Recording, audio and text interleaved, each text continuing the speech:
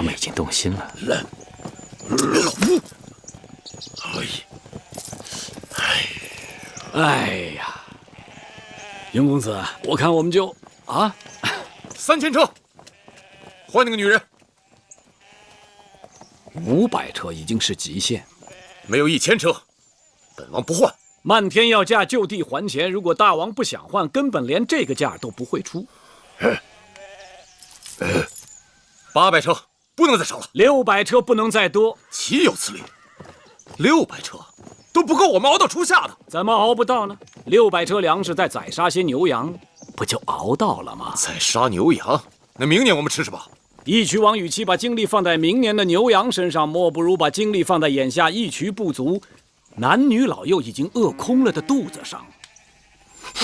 杀了你！杀了我，今年义渠得死1半人，至少。你以为我们义渠人只能跟你们亲人做交易吗？我什么都没以为，我只是想提醒义渠王，这是眼下成本最低、最划算的生意。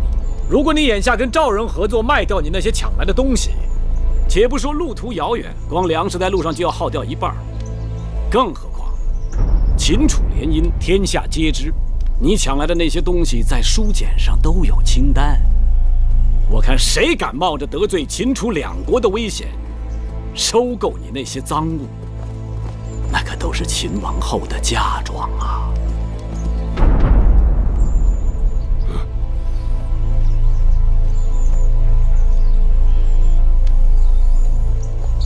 600车，成，600车就600车。云公子，大王英明啊！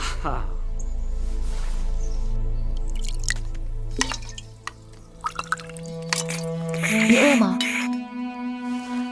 这里有热汤，还有烤饼。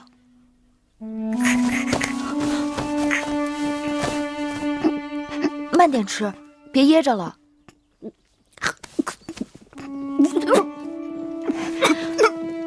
喝口汤吧。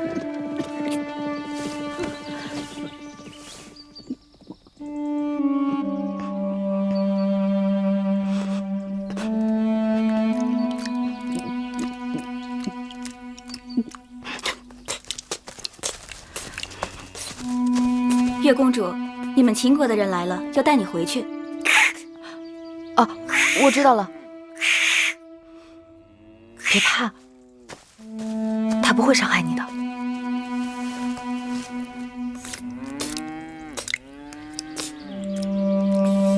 你知道我是谁吗？我是姐姐，你可以叫我姐姐。听说你救了个小狼崽儿，你还真挺像小狼的。哦，你干嘛呀？你吓着他了。 你怎么看上他了？他跟我弟弟一样大，我弟弟若是无人照顾，可能也会像他一样。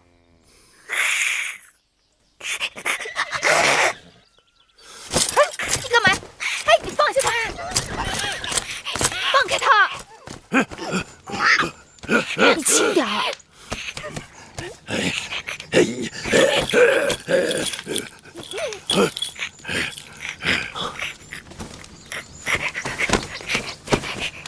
他说什么呀？他说啊，他很聪明，通晓人的习性，应该是跟人一起长大的，只是这2年才混入狼群当中，跟狼一起生活。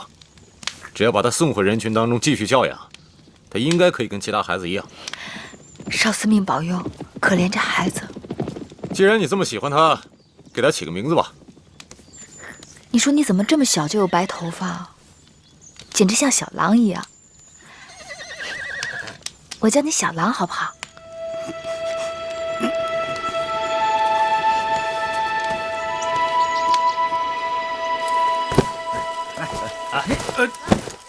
来，接着。为何只有300车粮食？先付1半，另外300车要等我们回去以后再送过来。给我。于公子，管子是谁？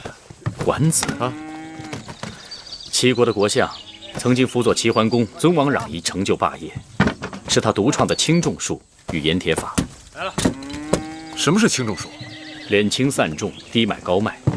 管子曾使用轻重之术，不费吹灰之力，就将鲁、梁、莒、来、楚、代、衡山击垮。哎，等等，你给我解释一下。义渠盛产狐皮，如果我向大王高价购买狐皮，那么义渠的子民就都会跑去猎狐挣钱。到那时候会发生什么事呢？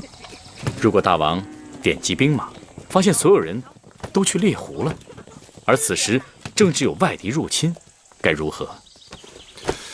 如果大家都忙于猎狐，而不屑于放牧，此时我突然停止再收购狐皮，那么已经无人放牧的义渠又会怎样？饥荒。哎，那什么是盐铁法呀？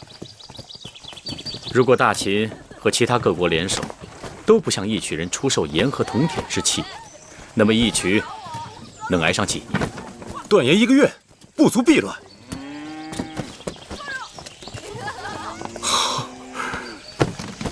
多谢雍公子提醒，我定不负与大秦的盟约。能否请问大王，为何突然对管子有了兴趣？这你就别管了。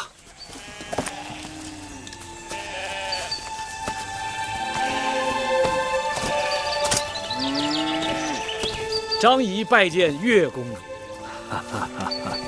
张子，真没想到秦王会把这差事派给了你。是啊，想当初岳公主发重誓与张仪永不往来，没想到这么快就又见面了。你千里迢迢来义渠救我，我谢你。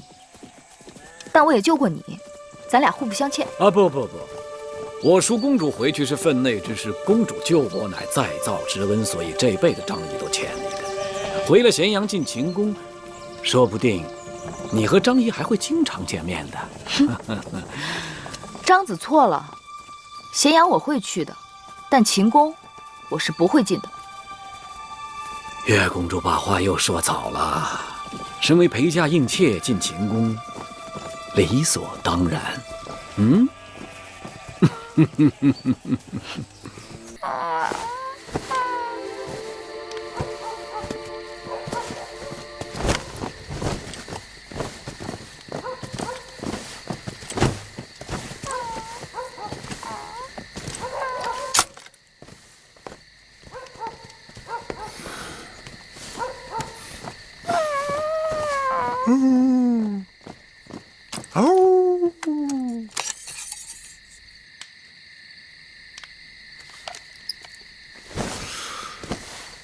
还想杀我？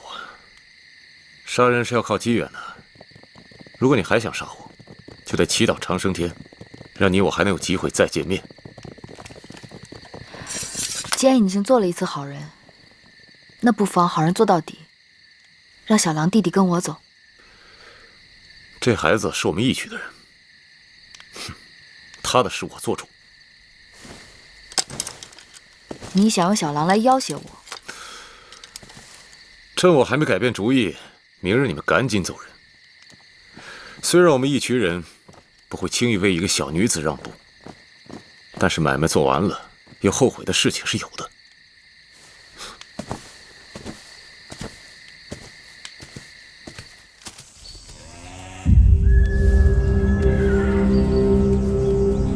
想不到义渠王是个用心很真的人。他说这些日子你在义渠骑的都是这匹黑马，所以让你把马带走。义渠王送公主骏马，怕是用心良苦吧？马就是一匹马，听了公子这话，倒是让人觉得别有用心了。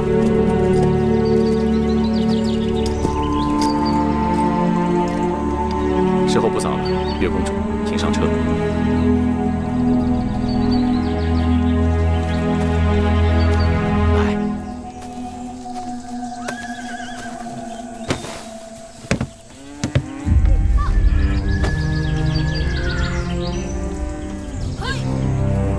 走吧。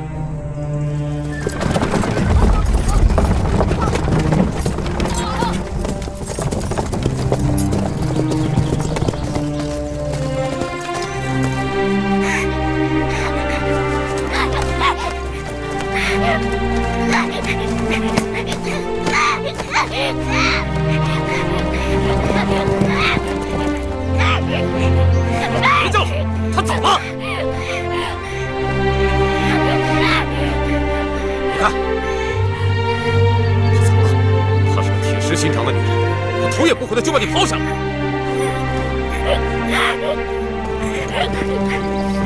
她说她是你姐姐，我把你留下来，竟然连眼泪都不掉。他在咸阳还有个弟弟，你只是一只狼，又不会说话，估计他见到他那个弟弟，很快就会把你忘了。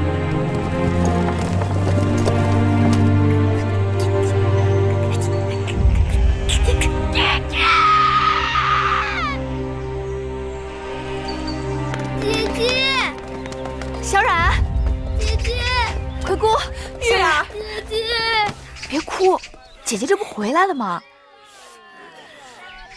姐姐，这些日子你一心劝我，我和灰姑都好担心你啊，姐姐。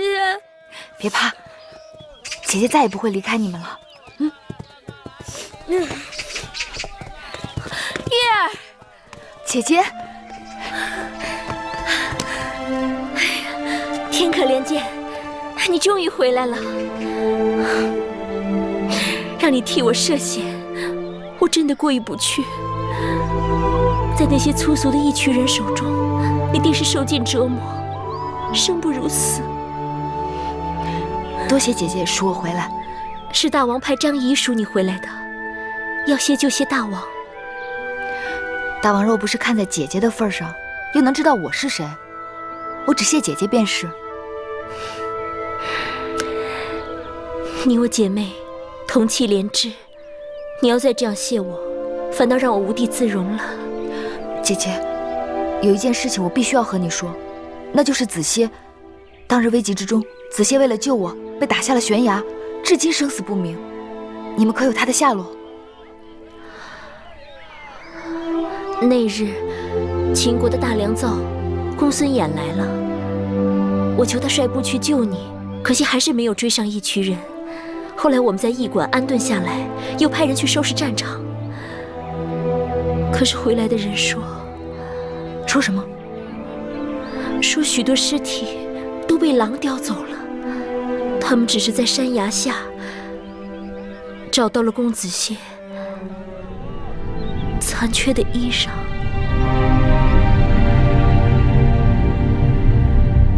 我要去找他，我必须要去找他。哎，妹妹，送亲路上耽搁了10日，新婚大典会另择吉日。我让大王派人与你同去，快去快回。多谢姐姐。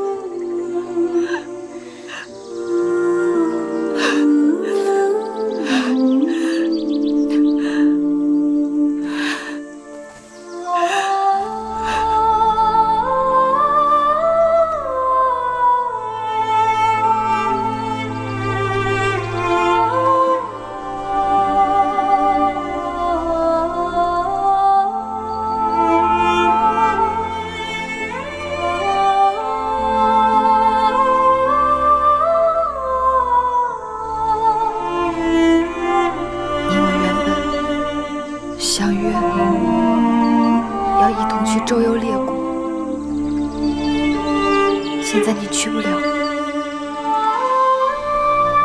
我会替你完成这个心愿。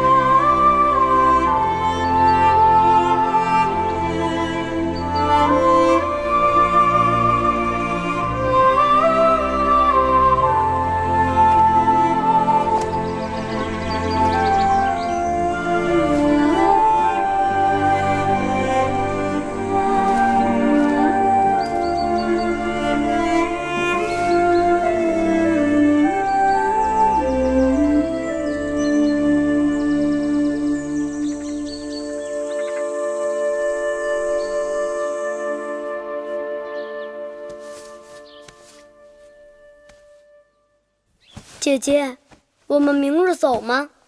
明日早上起来就走，马车已经订好了。哎呀呀呀呀呀！竟然跟张仪连个招呼都不打，就把马车都订好了。看来月公主是要不辞而别喽。张子来了呀，奴婢给张子倒杯水。不用倒水，我是厚着脸皮不请自来的，他都不搭理我，还喝什么水呀？张子若不来，奴婢也要去张子府上一趟，谢张子搭救月公主之恩。魁姑不要谢我，这趟跑腿回来，舒公主已经给了我不少赏赐，秦王也对我青眼有加。你看月公主落难，反而成就了张仪，谁该谢谁呀？顶多也就算一个扯平了。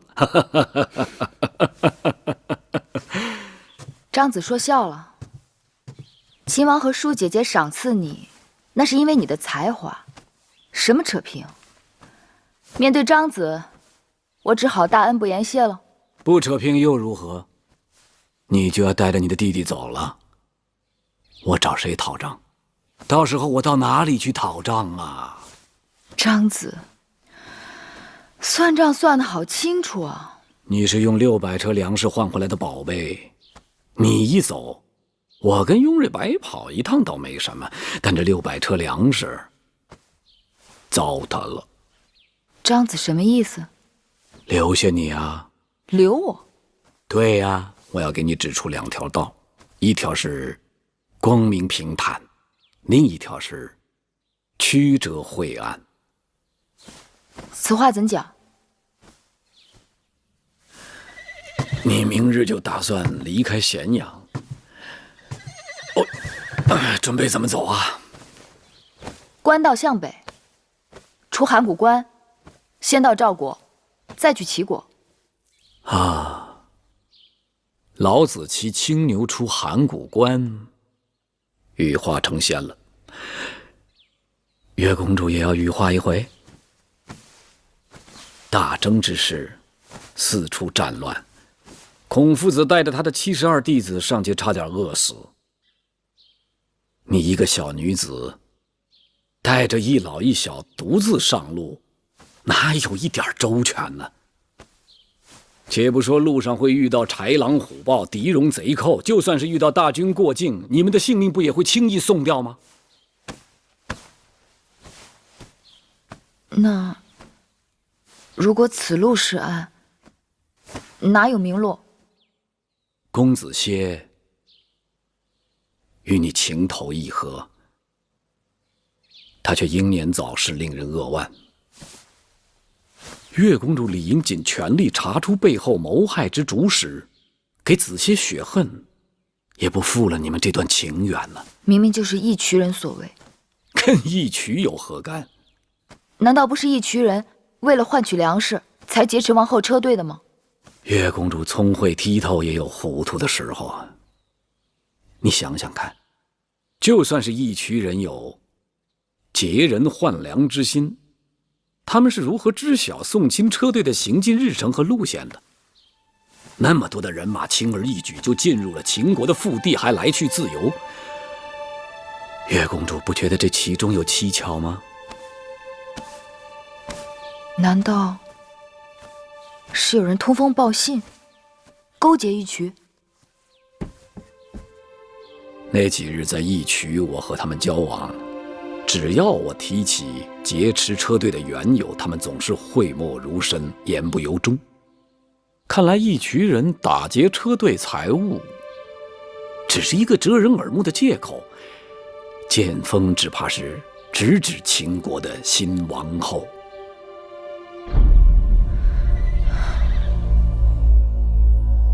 张子说的在理，既然打劫，就应该死死缠住辎重车队。可一群人的兵马，明明都是盯着舒姐姐穷追不舍。再想想，当初在武关驿站，就曾有人对舒姐姐下手，究竟是何人对姐姐恨之入骨？对舒公主恨之入骨之人一定有，但原因不明。所以岳公主理当留下来，凭着你的聪慧查出真凶啊！那义渠王为何一点风声不肯透露？在我看来，义渠王一定知道其中之厉害。他之所以不说，要么是有承诺在先，要么是因为那人位高权重。你们在武关驿馆逃走的那个下毒厨娘，一定有来龙去脉。受何人之命，跟何人联络，被谁庇护？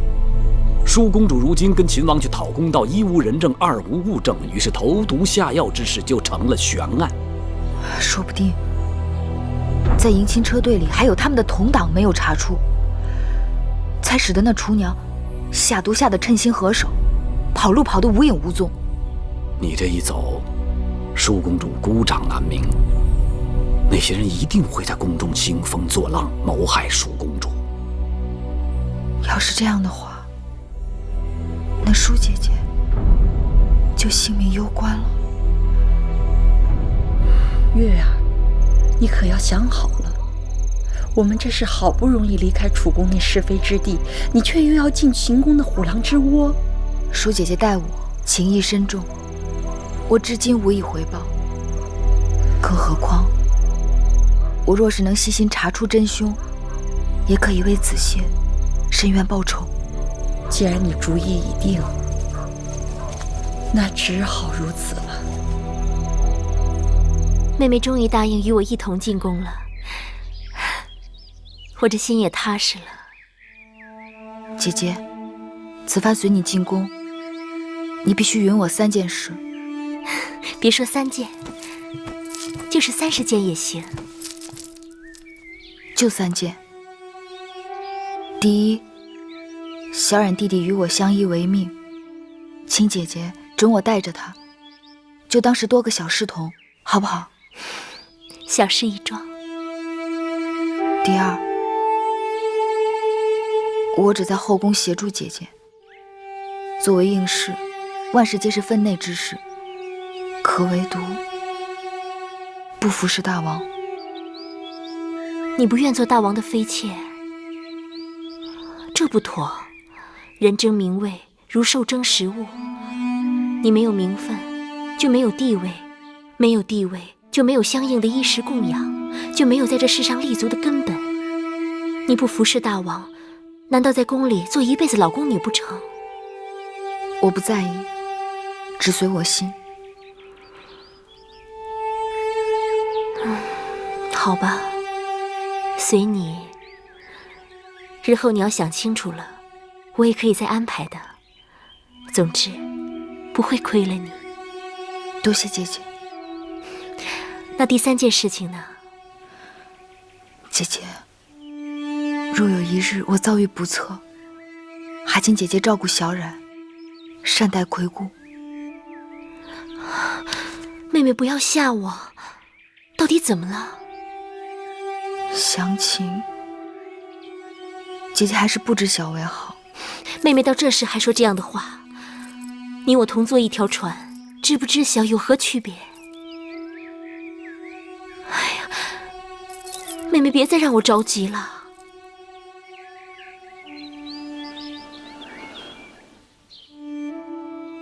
姐姐，在官道上伏击你的人，就是害死子歇的人。那些人不是义渠部落的人吗？那义渠人也一定是受人指使，那背后之人必定是在咸阳，很可能就在秦宫之中。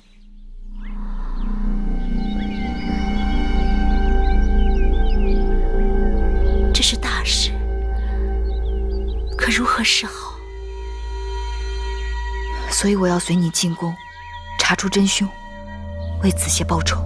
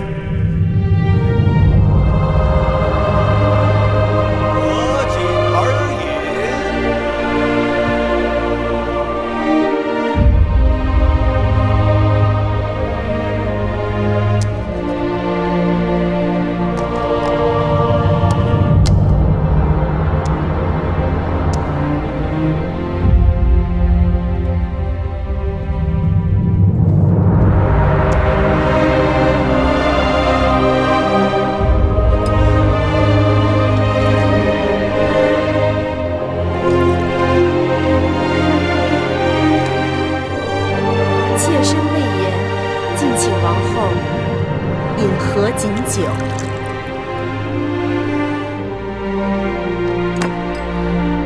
魏夫人辛苦了。大王，请饮合卺酒。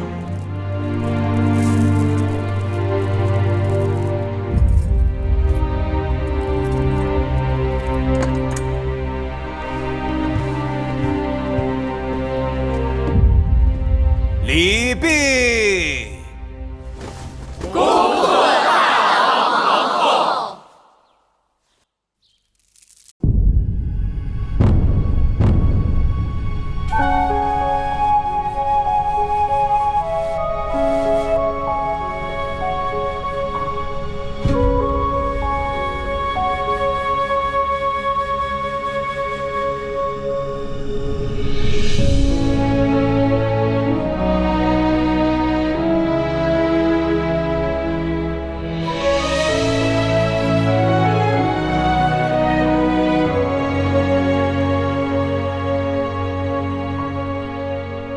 平生流连，独不言凉。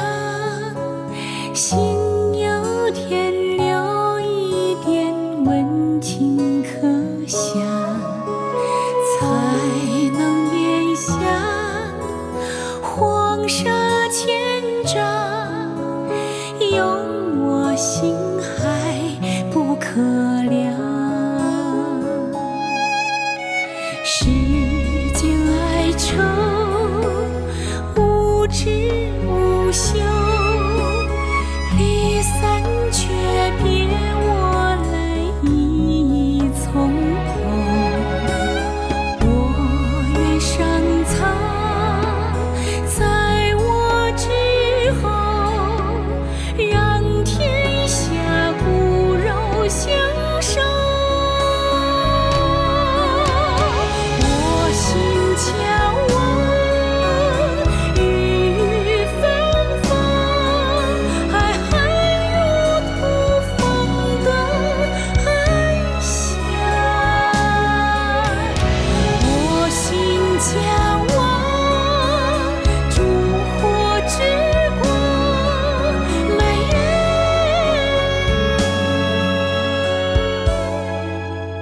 格外荒凉。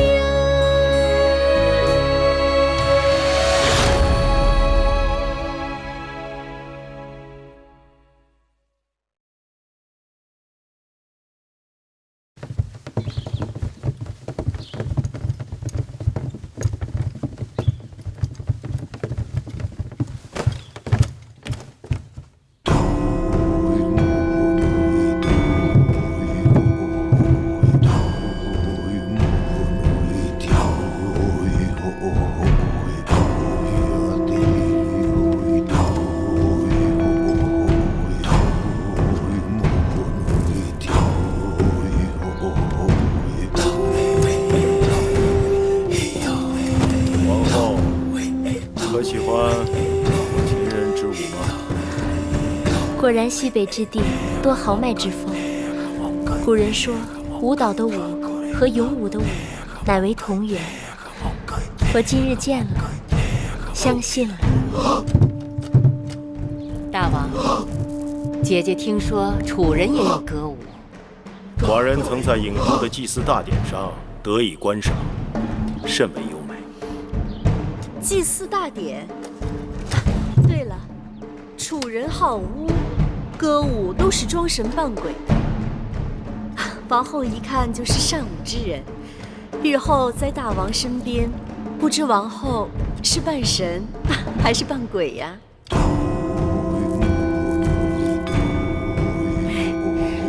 据我所知，秦人也是敬重鬼神的。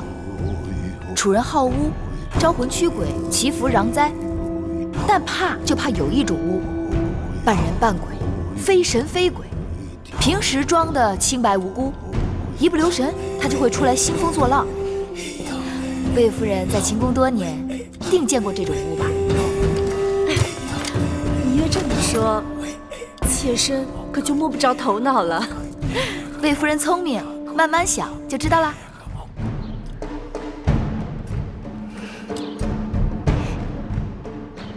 今日大王大婚，台下毛戈相向，台上唇枪舌剑，好不热闹啊！让姐姐看笑话了。秦人好武，只要不要把这比武变成比武就行。芈月只是想告诉大王，其实楚人与秦人一样善歌舞。秦国有武士之舞，楚国有女妓之蹈。既然殿上已经有了武士之舞，那就望大王允许，请楚女献上楚国的山鬼之舞。准。献山鬼之舞。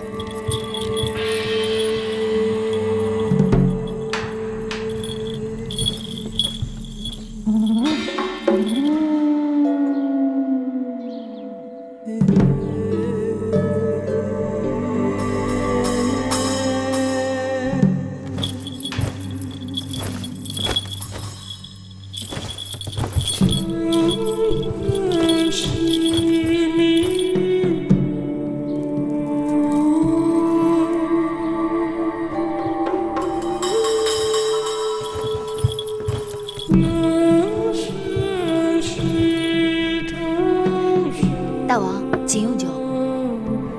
小丫头，口舌伶俐啊。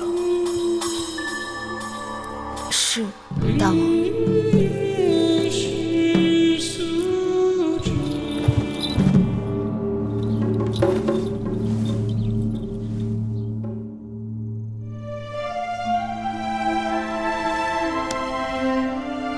桃之夭夭，灼灼其华；之子于归，宜其室家。舒儿，从今日起，你不再是楚国公主，而是我秦国王后。大王，这是你在秦国的身份，好好珍重。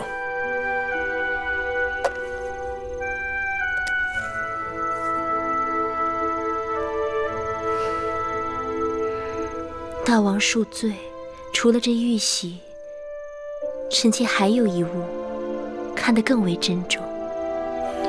是什么？是大王对臣妾的真心。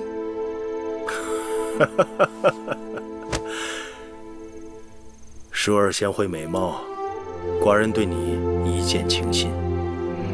只是不知舒儿何时何地对寡人有意啊？其实那日在东市，歹人行凶，大王拔刀相助，臣妾便把心交给了大王。既然如此，寡人定不负你。你新入宫，本该住交房殿，但那里自先王后去世，已久无人居住，需要整修，所以暂且在清凉殿住一阵子。此刻，寡人有几句话你要记住。你是楚国娇养的公主，嫁到我秦国，却比不得楚国奢华。你身为王后，要为秦国女子的表率，贤惠克己。你嫁到我秦国，便是秦国之人，要事事以秦国为重。你可能做到？夫君对我信任与倚重，我以重任，舒儿一定照夫君说的话去做。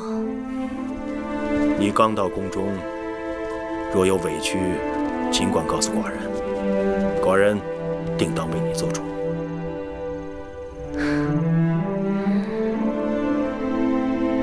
臣妾一来就掌管后宫，说不定会招人嫉恨。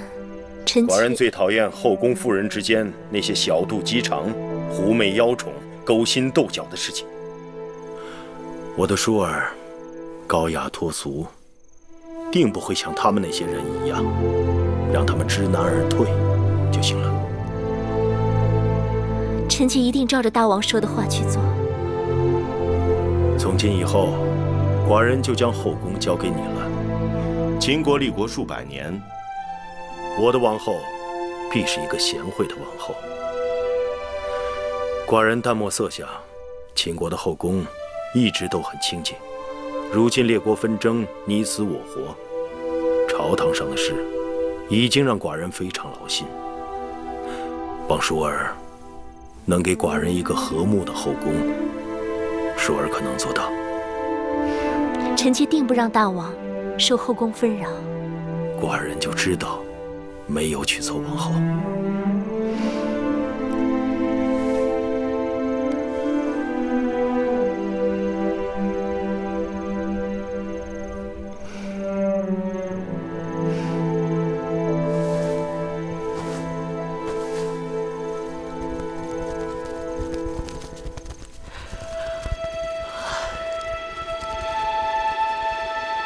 芈月妹妹，咱们3个人这一夜就这么守着吗？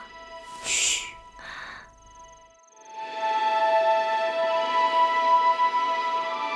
身为应女，头3日依礼法，都得这么在室外守着。反正就这3日，3日之后就由玳瑁、珍珠等贴身侍女打理了。忍忍吧。要不然咱们轮班吧，一个人先靠着板壁打个盹儿，另一个就守着，等到下半夜，咱们再换。好啊，那孟昭姐姐和芈月妹妹守前半夜，我守后半夜，如何？不用了，这前半夜都快过去了，景妹妹也没休息多久，就由你和芈月妹妹来守上半夜，下半夜由我来守吧。谁看不出你的心思？应女陪嫁守夜，不过是为着夫君兴致来了，可以随时释放。上半夜大王必是和王后欢好，到了下半夜，谁守夜谁得便宜。我看你就省省吧，咱们打个赌，这一夜我们3个都白守。大王是不会叫任何一个人进去服侍的。那可不一定。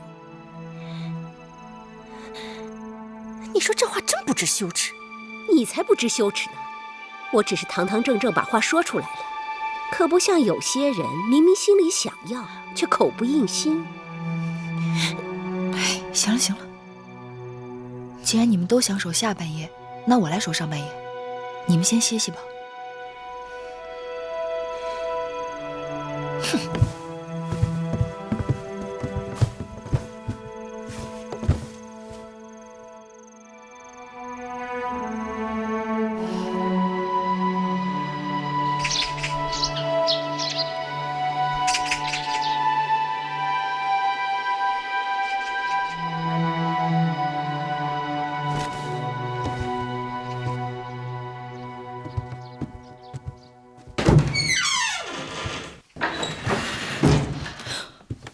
大王，大王您醒了。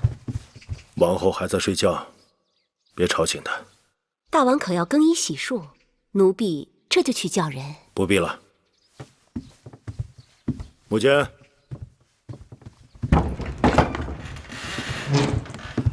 大王，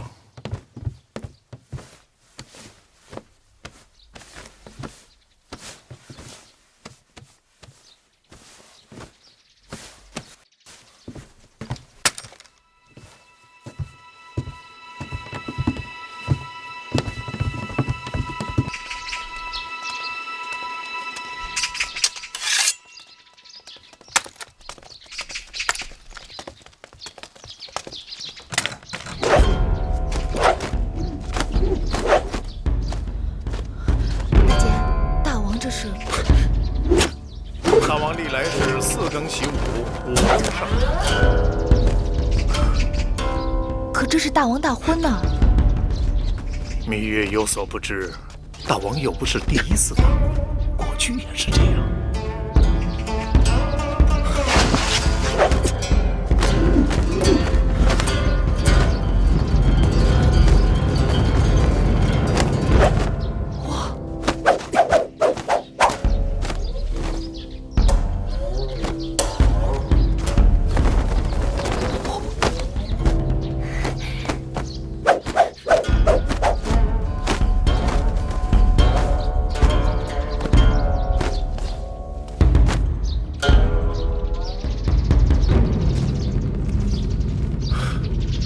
武坚，在。盾牌。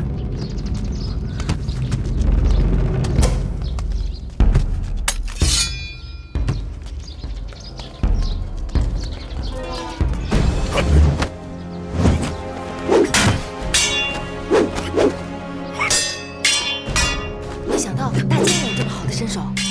师傅跟着大王生活多年，每日陪着大王习武，这么多年下来，多少也能有些功底。常年累月陪大王习武，真是不易。一年四季风雨无阻，倒也行。哎，可眼下是夏季，若是到了冬季刮风下雪，四更起来，你们就更难了。这大王都不难，我们做下人的有何之难呢？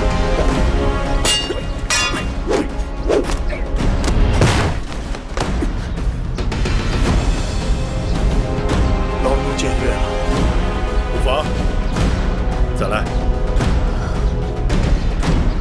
是。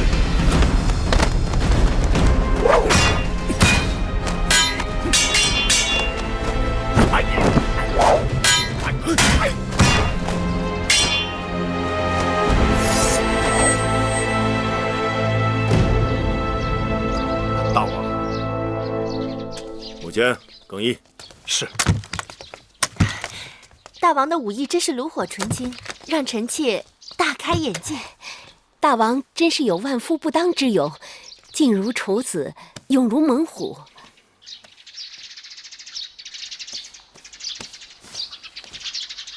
小丫头，王后还没醒，你该陪她多睡一会儿。是，大王。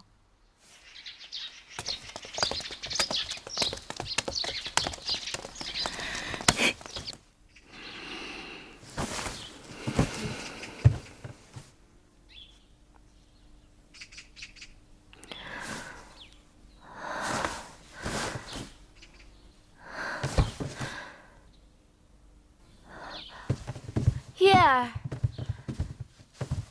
姐姐，姐姐，你起来了。妹妹，大王呢？大王去哪儿了？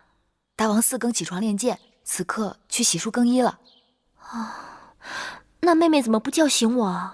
大王体贴，说让你多睡一会儿。来到咸阳，嫁入秦宫，按理说我该心满意足，但我心里却更是七上八下的。昨日本想与大王说及无关有人下毒之事，但显然大王不喜后宫有人明争暗斗，只好忍了下来。姐姐别急，以后日子还长着呢。唉，算了，不睡了。即使大王体贴我，但身为王后，更该服侍大王才是。你们快帮我洗漱更衣吧。是。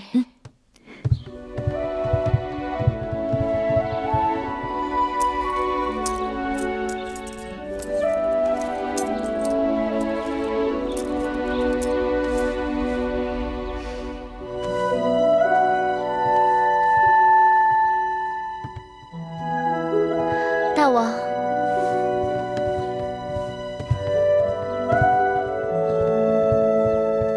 拜见大王，拜见大王，拜见大王。王后今日端庄秀美。大王，臣妾服侍大王用早膳。不必了，寡人还要去宣示殿处理政务。大婚3日不是免朝吗？寡人只是去处理政务，午时会与你一同用膳，之后要去宗庙祭祖，过一日还要在后宫接受朝贺。永香令过会儿会向你禀示。是。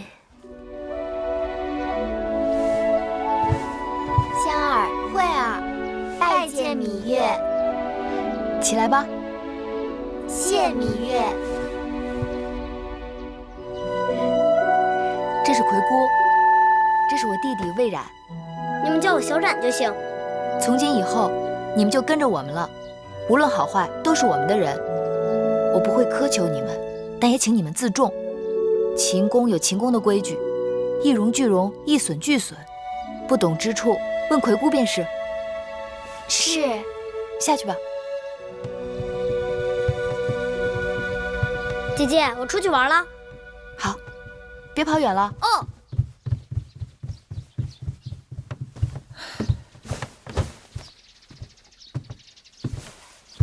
魁姑心里一定怪我。从楚国陪嫁过来的侍女还有不少，为何专挑这2个少不更事的来做贴身丫头？这次进秦宫，你一定要选这个最偏远的小院子住。我由着你，你自小在宫里吃苦，不习惯人伺候，我也觉得人多口杂，手下够指派的就行。但这里是宫廷，你是楚国公主，身边人总该伶俐管用些。伶俐管用自然是好，忠厚老实更重要。年龄大的侍女都是被调教过的，这楚宫里面尔虞我诈，大约学会了不少。所以我挑人只要一条，就是心里头干净。做事情拙我可以教他，但做人拙你是教不好的。说是朝贺新王后，但魏夫人他们肯定是有备而来。妹妹查了查，这前朝后宫简直就是魏国人的天下。魏夫人是先王后的妹妹，魏少氏又是魏夫人的族妹，大王的长子公子嬴华是魏夫人的独子，连那大良造公孙衍也是魏国人。妹妹，快把那些有封号的嫔妃都跟我说说。听说大王素不好色，宫中嫔妃不是先公所赐，就是与先王后大婚时的应女和各国送的美人。唐夫人资历最老，大王少年时就跟着大王了。大王登基之前与魏国联姻，魏夫人随着先王后嫁到了秦国。大王登基后不久，魏王又把樊少氏和魏少氏送给了大王。另外，魏良人、国美人分别是东周公和西周公所送，除了病故的和犯了宫规被夺了位分的，宫中有封号的也就这些了。外人都传，眼下大王最宠爱的是樊少氏和魏少氏，樊少氏也是刚刚有了身孕。这些人之中，也不知道他们对我们都是什么心思。眼下不管他们千条妙计，姐姐只守一定之规。赏赐的东西我有准备，姑姑，去把那东西拿来。是。珍珠。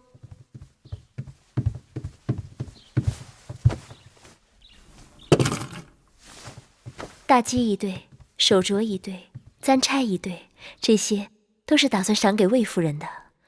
因为先王后去世后，魏夫人一直有掌管后宫之名，而且她的儿子嬴华又是大王的长子，所以赏赐之分也应当要重一些。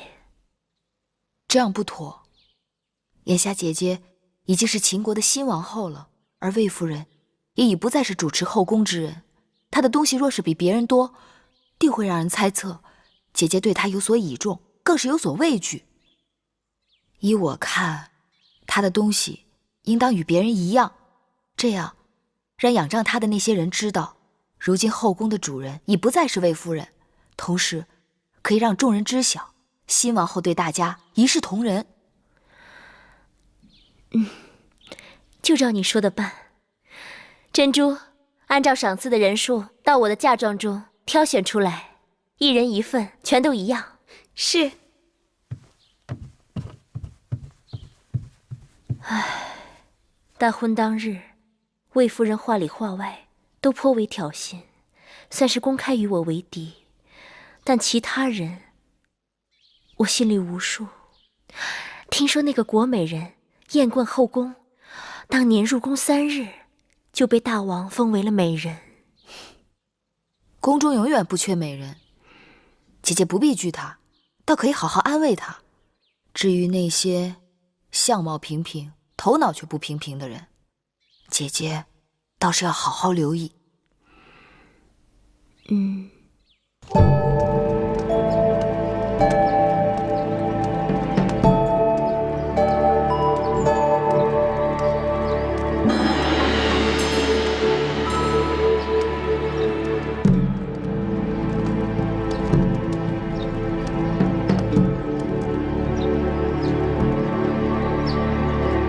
臣妾拜见新王后。姐姐免礼。谢王后。臣妾恭迎新王后入殿。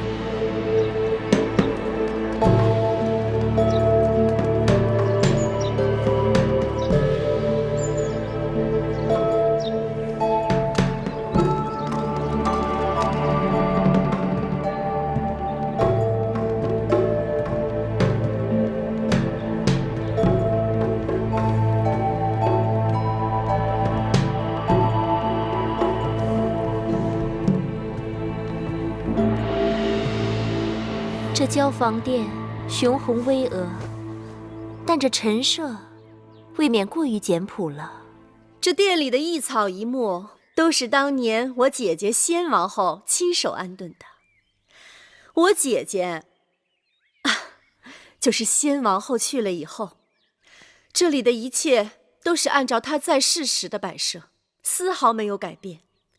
就连每日熏的香，都是她最喜欢的千蕊香。今日新王后在这儿，臣妾恍惚觉得我姐姐并没有离去。据说，当年我姐姐出入宫受朝拜，穿的也是同样的敌衣，站在同样的位置上。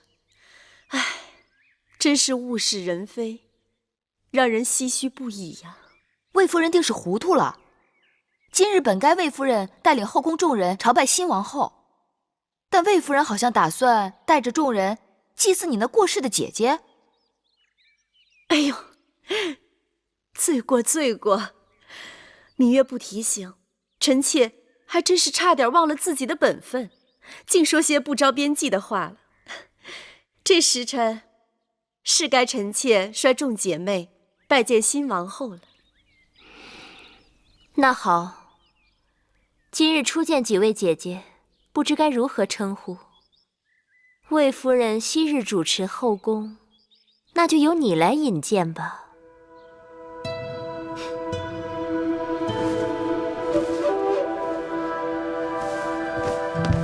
臣妾魏氏拜见王后。王后应该是知道的，我与先王后是一母同胞，大王恩赐，册封夫人，生公子华。这位是唐夫人，在后宫之中，唐夫人的资历最高。唐夫人是唐国之后，公子焕之母。大王还是太子的时候，就已经开始服侍大王了。拜见王后。唐夫人免礼。谢王后。这是魏良人。拜见王后。免礼。早就听说魏良人才华昭昭，多谢王后。王后，这是国美人。拜见王后。免礼。谢王后。我知道国美人，美艳倾国。王后谬赞。这位是樊氏，魏国人，封少氏。哎呀，樊少氏，快免礼。你既然有身孕，从今以后见到我，不必再那么多繁文缛节的。谢王后。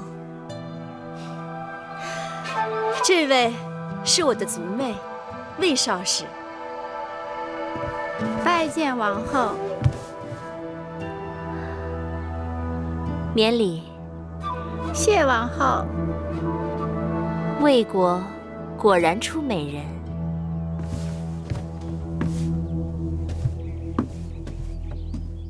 好了，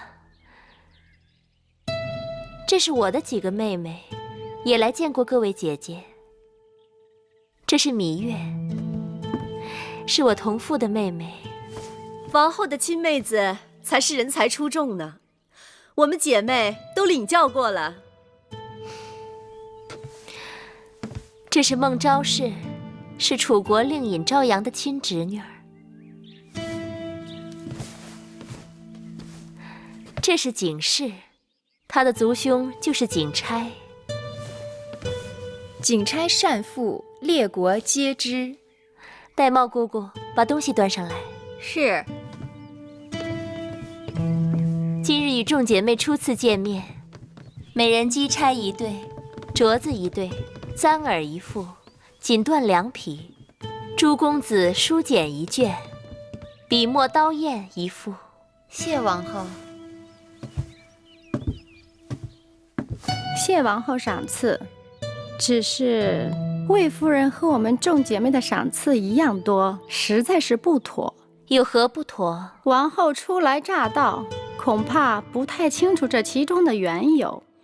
魏夫人主持后宫多年，不管是先王后在世时，还是大王平日里赏赐，魏姐姐都和我们众姐妹绝非一样。那照着魏少使的心思，这赏赐的该多了还是该少了？这多少当然是由大王和王后随意。这话就对了，多与少都是大王和王后随意，而不是别人讨要的。所以今日的见面礼没什么不妥的。王后与众姐妹寒暄多时，一定口渴了。来人，敬茶。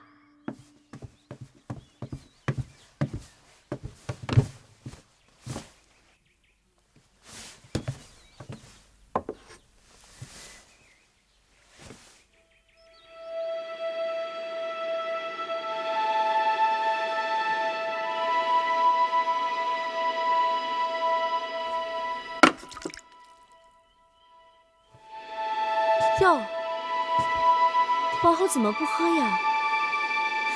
你看这茶，细秀如眉，状似兰花，色泽清脆鲜润，白毫满披。这可是茶中的极品，是大王赐给臣妾的好茶。王后不喜茶水过烫，何况好茶要配好茶具才妥当。芈月当心，这是先王后最喜欢的茶碗，就剩下这么一对了。哎呀，芈月，这可是先王后的遗物，芈月此举冒犯故人，大为不敬。既然是先王后的遗物，那你们应当好好收藏供奉才是。随意端上这茶碗给新王后敬茶，看来是你们不敬在先。先王后亲切和善，谦逊有礼，让我们众姐妹无论何时总忍不住睹物思人。又加之今日新王后接受后宫朝贺，姐妹们是希望新王后在后宫之中成为众人表率，恭谨谦和，不输给先王后。先王后左右逢源自然是好，但作为后宫楷模，新王后不但要待人一团和气，还要守正不阿，不然是非混淆，黑白不分，这后宫岂不乱套了？你这是指责先王后是非不分，黑白不变了？我的意思是，行事个人有个人的气魄。你只是个应试陪嫁，无名无分，怎么如此这般放肆？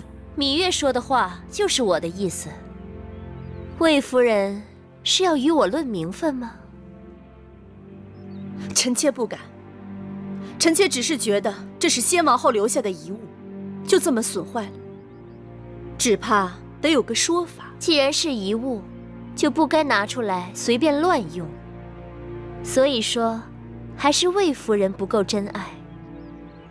从今日起，这交房殿里里外外所有先王后的旧物，都送到先王后的2位卫士妹妹们房中去，让人摆放整齐，设炉焚香，以方便2位姐姐每日睹物思人。至于这控制下来的交房殿该如何布置，我另有打算。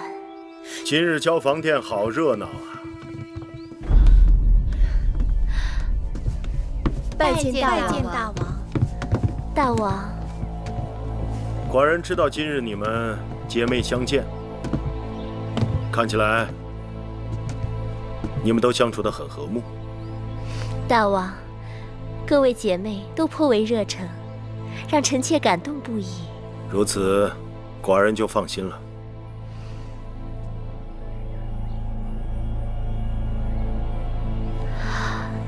大王，两位卫士姐姐向臣妾述说了他们对先王后的思念之情，臣妾想请大王恩准，将这交房殿先王后所遗留下来的东西，都赐给两位姐姐保管。这交房殿久无人居，臣妾想重新整修布置一番，也让大王看个新鲜。你是寡人的王后，这些许小事，你自己做主便是。是，大王这么说，臣妾就安心了。妹妹真是令我刮目相看。今日若不是靠妹妹的才智，很难打下卫氏姐妹的气焰。其实她们并不惧怕我一个小小应试，能让她们低头的，还不是因为姐姐的位分。大王想要一个清静的后宫，我也并非妒忌之人，容不得大王与别的女人亲近。我只是厌恶那些想要算计我的人罢了。倘若卫氏姐妹真能看在我的位分上夹起尾巴做人，我也会放他们一马的。只怕难遂姐姐心愿，他们想要的永远比姐姐能给的多。妹妹看到魏夫人脸色了没有？白了又青的。魏夫人在后宫经营这么多年，今日大约也是轻视了姐姐，才会措手不及。以后日子还长着呢。我一想到交房殿大小物件都要搬到魏夫人和魏少使的殿中去，我就忍不住想笑。永香令给我列了个清单，大小物件有上百件呢，车子运过去得好大一堆。魏夫人和她的族妹妹，面对他们谦逊有礼的先王后，大约要好好哭一场才是。姐姐的法子果真有用。我打算过几日再去他们房中查一查，假若少一件东西都不依他们若敢不把那些废物当宝贝供起来，我定要治他们一个大不敬之罪。只是光出一口恶气还不够，还需要细心找出他们陷害姐姐的证据，才能向大王出手，铲除祸根，不留后患。妹妹，姐姐还有一个心思。环顾着秦宫，色彩沉闷，布置单调，说好听了是朴实无华，说不好听是熬青手淡。姐姐想，也让这秦宫缤纷绚丽，有一点新气象。对，那姐姐不妨把楚国带来的丝绸锦缎给各宫的嫔妃们送些过去，再让宫里的缝人绣娘给他们和他们的应试，以及他们身边的宫女们多做些新装。另外，既然姐姐要重新修整交房殿，那不如里里外外都按照姐姐喜好的楚风来陈设，让人耳目一新，有另一番天地。别提了，这里简直就是魏夫人的天下。你看各宫嫔妃在魏夫人面前低眉顺眼，曲意奉承的样子。魏夫人也是依仗先王后的威风欺负人惯了，她的势力虽盘根错节，但也并非牢不可破。宫中的嫔妃都是来自诸国，各有各的厉害，各有各的心思。看模样，唐夫人应当是个老实人，魏良人虽眉眼精明，但言语却谨慎小心。姐姐，何不借着这些锦缎丝绸，与他们多走动走动？妹妹说的有道理。王后，大王他一会儿就要来了。知道了。姐姐，那妹妹先走了。妹妹，我还有事要问你。你真的不愿意服侍大王？姐姐一定知道，庄子曾经说过一个故事。楚国有一只神龟，已死3000年。楚王以锦缎竹匣藏神龟于庙堂之上。你说对于这只神龟来讲，它是宁愿死后留下骨头让人珍藏，还是宁愿快乐地活在烂泥里？妹妹胸无大志，只想做一只泥土中的乌龟。望姐姐允许，3年之后，让我带着葵姑和小冉离开秦宫。人各有志，不可勉强。只是妹妹明珠暗投了。姐姐快些梳洗打扮吧，我先告退了。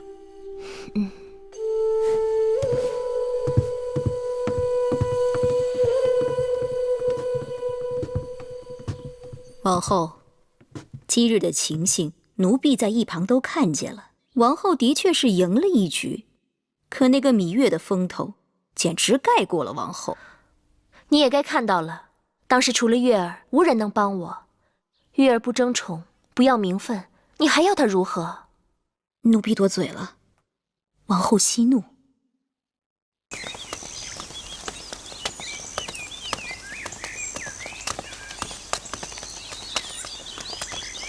拜见大王。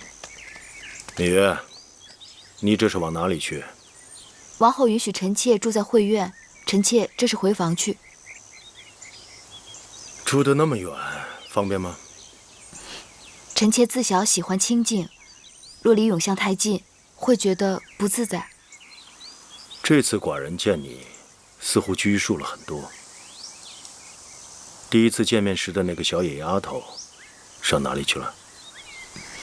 臣妾长大了，再也不能像从前那样年幼无知了。这与寡人上次见你，似乎没隔多久啊。有时候人长大，只是一瞬间的事情。你既然是王后的陪嫁，并已入寝宫，衣着何苦这样简朴？那日献武少司命，你的穿着可谓光彩照人。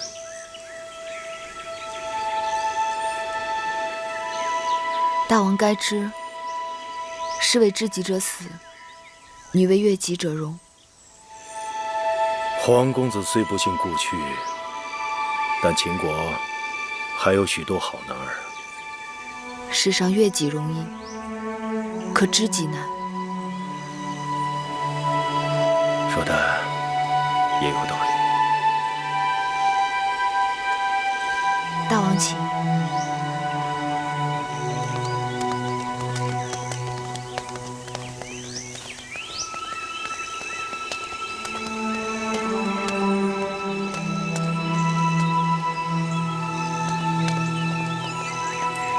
大王对芈月有兴趣？不是你想的那种兴趣，老东西。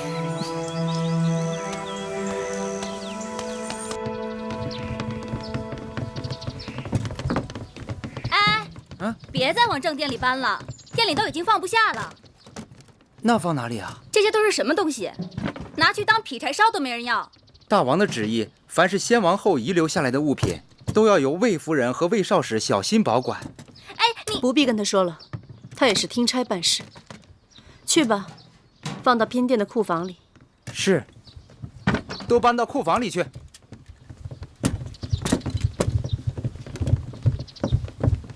姐姐，我那儿也一样，送了一大堆没用的废物，都堵在门口，连人都快进不去了。姐姐，他们真是欺人太甚了。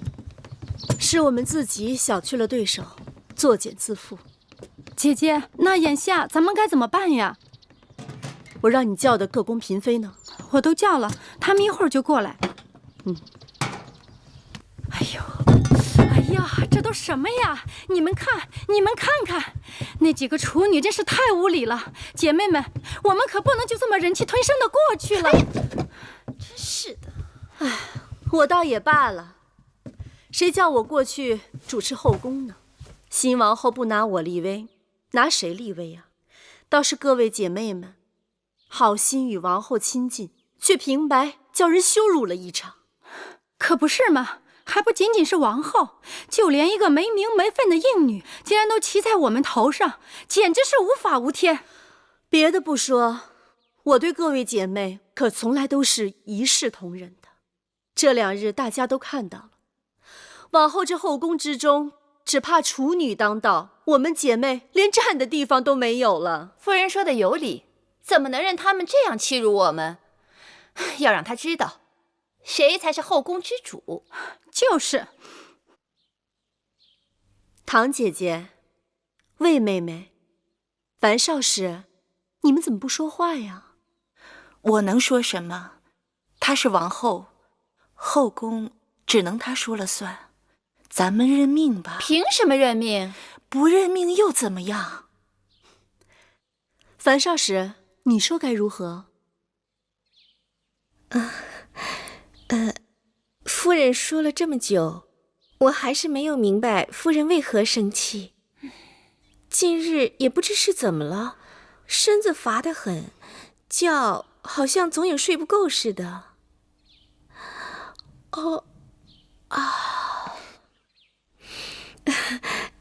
各位姐姐笑话了。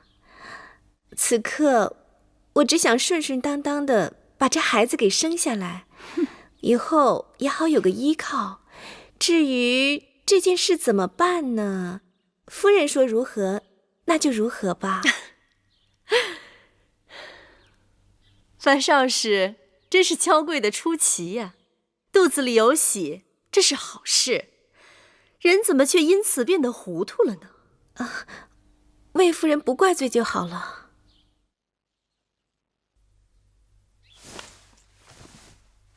其实方才各位姐妹言重了，王后初来宫中，就算有什么不到的地方，我们也应当多提点着，才不负大王对我等姐妹的期望。哼，提点，明明是我们吃了亏，难道还要帮他？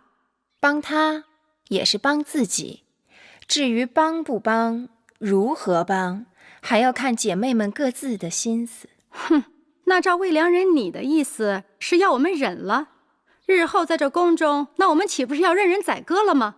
刚才国美人和唐夫人也提到后宫谁做主，依我看，后宫是大王的后宫，自然只有大王做主。魏妹妹的意思是，姐姐想想，我说的话到底对还是不对？魏妹妹的话言之有理。来，给各位姐妹上茶。是。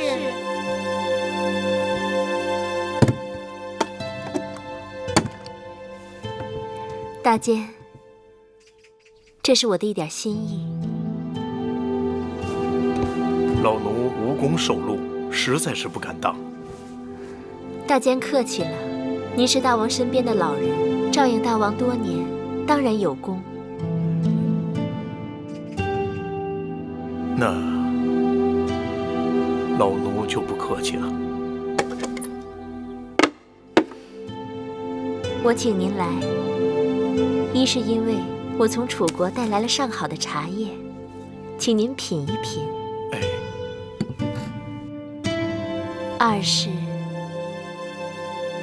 二是心中有些疑问，还望大监指点迷津。王后但说无妨。宫中都说唐夫人是服侍大王最久的，先王后在世也就罢了，先王后不在了，她既有儿子，位分又高，为何这后宫当中全都由着魏夫人一人说了算？其实这并不奇怪，唐夫人当日就不曾受宠过。大王做太子时，后宫素来只倚重一人。是谁呀？是大王长姐嬴夫人。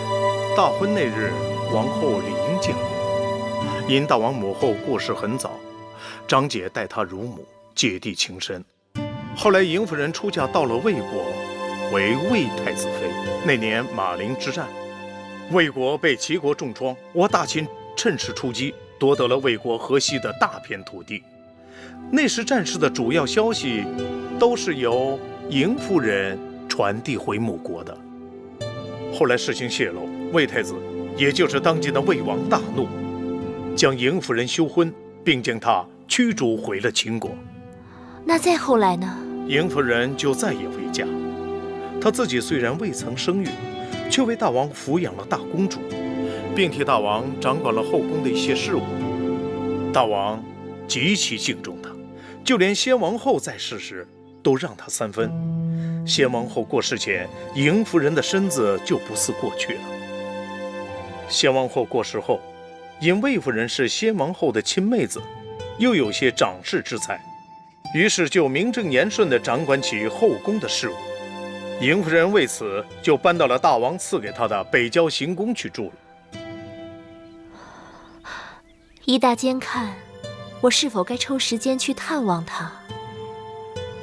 嬴夫人喜清静，不去也罢。哦，夫人，雍大人来了。哦，让他进来吧。是。你下去吧。是。雍瑞拜见夫人。雍瑞，你来的正好，快过来吧。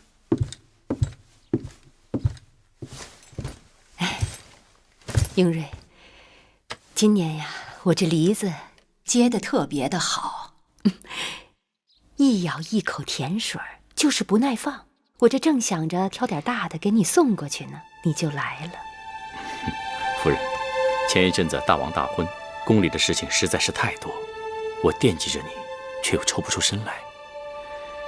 你若是再不来呀，我真的要恼你了。所以，夫人才要送礼给我。即便送梨，那也离不了。哎，洗洗再吃啊。雍瑞，有负夫人。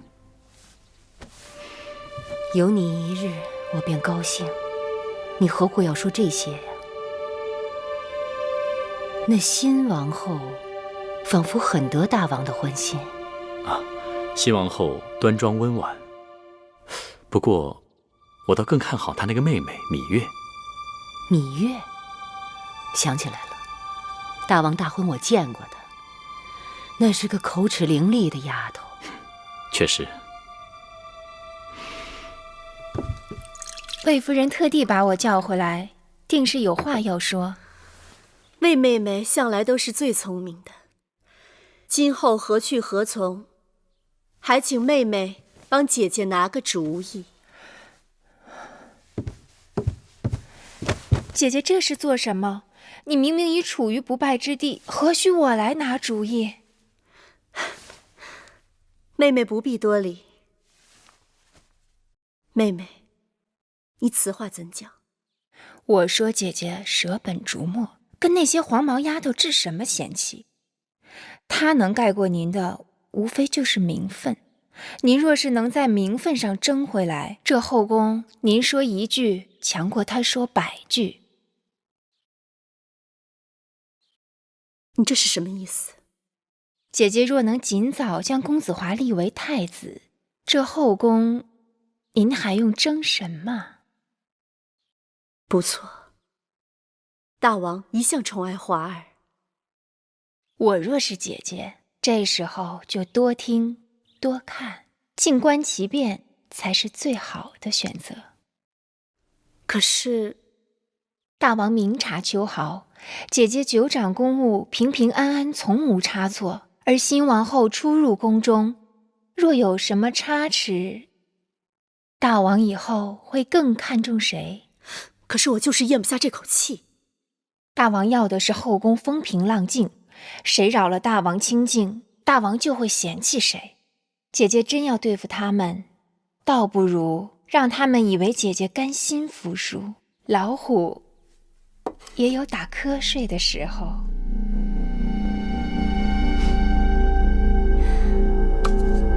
魏良人不愧是出身魏国，当真是有鬼谷子之才，得纵横心术啊！我这也是班门弄斧，大主意还要姐姐自己拿。夫人，彩绿，有话直说。夫人从来都对后宫的纠纷躲避三舍，今日为何要给魏夫人出主意？我们的母国在诸国当中最弱小，不仅要依附魏国，还要看其他强国的脸色行事。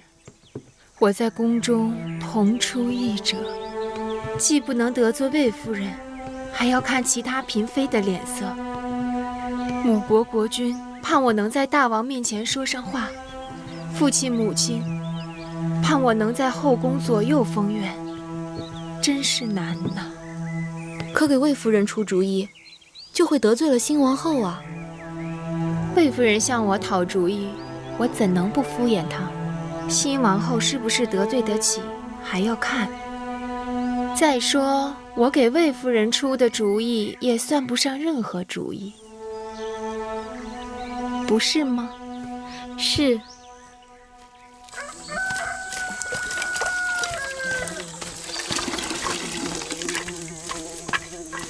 老婆子，哎，公子今日如何呀？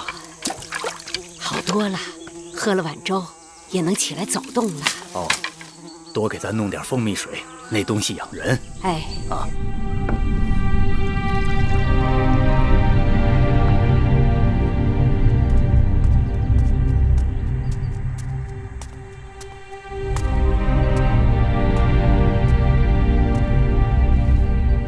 公子，你身体还未痊愈，应当躺着，喝碗蜂蜜水吧。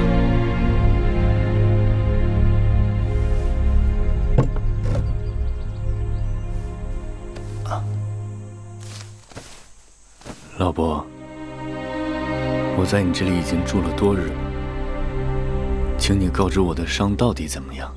公子命大，虽然受了伤，但不致命。那我是如何伤的？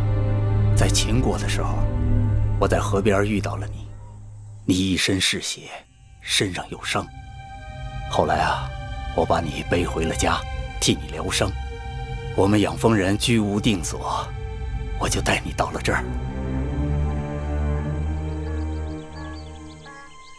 那这是哪？这是魏国呀。魏国。哎，这兵荒马乱的，幸亏那日啊，你遇上了我，不然你早被野狼撕巴着吃了。老伯说在秦国救了我，那我应该是秦人。那我是谁呢？我姓谁名谁？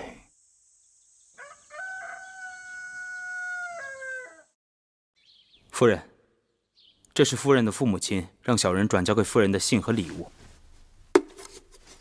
小人送信已回，呈交通关符节。父亲母亲的身体可好？母国国君有何吩咐？两位贵人一切都好，只是念着夫人，如今列国多事，国君望夫人能够为母国多多周旋出力。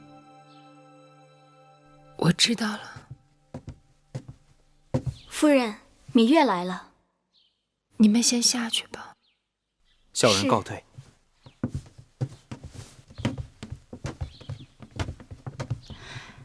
魏良人，芈月，这是王后精心挑选了一些楚国上等的绸缎，给姐姐送来做衣裳，也是想让姐妹们给宫中添些颜色。王后真是有心了，芈月快坐。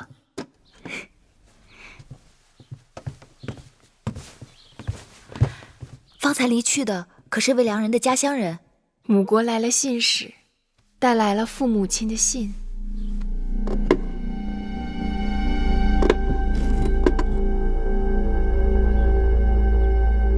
芈月，芈月，你怎么了？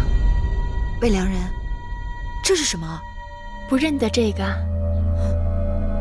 秦国城池关隘把守极严，如果有车船经过关隘，没有这种铜符节都需要经过检验。若是有货物携带，还要纳征。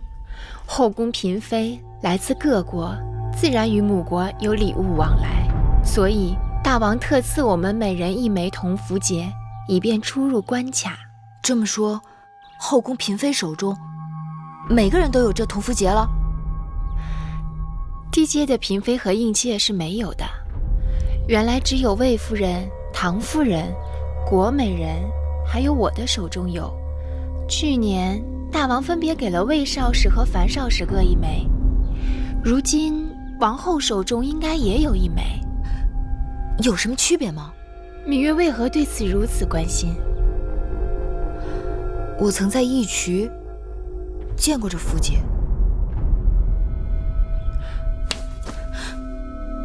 魏良人可愿教我，如何才能分辨出每个人手中铜符节之区别？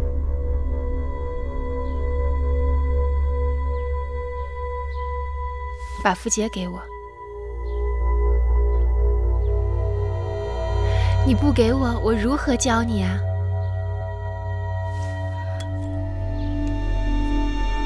芈月看清楚了吗？这个位置是一个魏字，是国名。芈月可记得你当初看到的铜符节这个位置上是一个什么字？我记不清了。芈月呀，这种事情你还是不要纠缠进去的好。为什么？这宫里是是非非，稍有不慎就会给自己和身边的人招来祸患。所以在这宫里久了，有许多事不能说也不能做，装聋作哑才能明哲保身。我明白魏良人的意思，我一向做事恩怨分明，绝不会牵连他人。看来你还是不明白我的意思。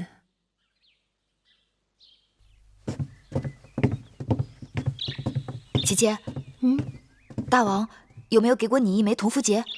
是，大王曾告诉我说，宫中位分较高的嫔妃们都有这样一个通关的铜符节。拿来给我看看。姑姑，去拿来。是。妹妹怎么想起这符节了？因为这符节就是宫里人和义渠人勾结的证据。有了这枚符节，追查那义渠人背后的主使就有眉目了。真的？妹妹快看看，是不是这个？没错，就是他。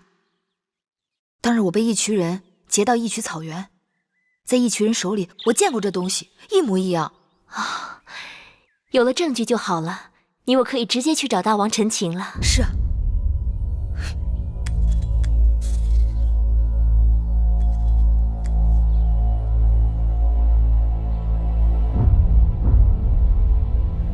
既然你看到了那枚符节，你可有看清楚了符节上的字迹吗？我当时没留意，若是知道这东西这么要紧，我一定想法子记个真切。大王，你要替臣妾做主啊！好了，寡人知道了，你们下去吧。是。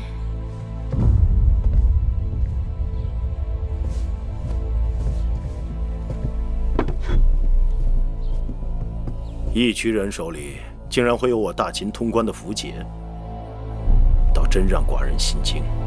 大秦的符节绝不会在普通人手里，要么是重臣，要么是后宫嫔妃。王后他们怀疑有人勾结义渠人伏击车队是有道理的，但是这种事情铤而走险是要冒极大风险的，除非那人立令智昏了。新王后若出事，对谁最有好处？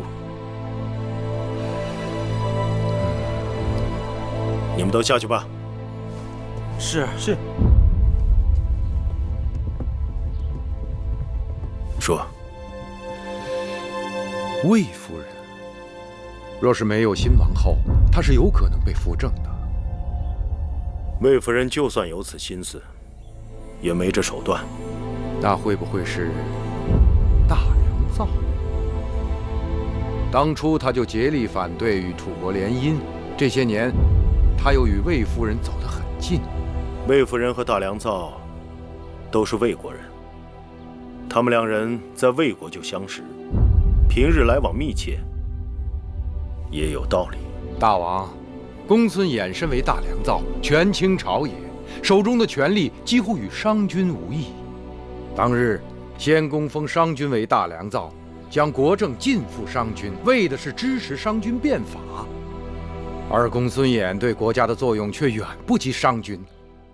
虽然他也战功赫赫，但臣以为他身居大良造高位，倘若不能警惕自守，却勾连母国，甚至将手插进后宫之中，那这件事情就不得不防啊。楚离子，寡人明白你的心思，但公孙衍才华盖世，功勋累累，朝中军国大事，均离不开公孙衍。寡人相信他对大秦的忠心。那这个案子大王打算如何处置？先不要声张，等等再说吧。是。你们都找仔细了，打开箱子，仔细找找。是夫人。放到哪儿了？到底放到哪儿了？哎呀，这个如何是好？哎呀，这到底放在哪儿了？你到底放在哪儿了？啊？哎呀，在哪儿呢？哎呀，夫人，找到了，找到了。以免夜长梦多，变生昼夜。倘若公子华能立为太子，自然对魏国有好处。但是秦王知道，此前我一直力主将魏夫人扶正，阻挠秦楚联姻。如果此事我公孙衍再出面，恐怕事与愿违啊。公孙先生，此事别着急。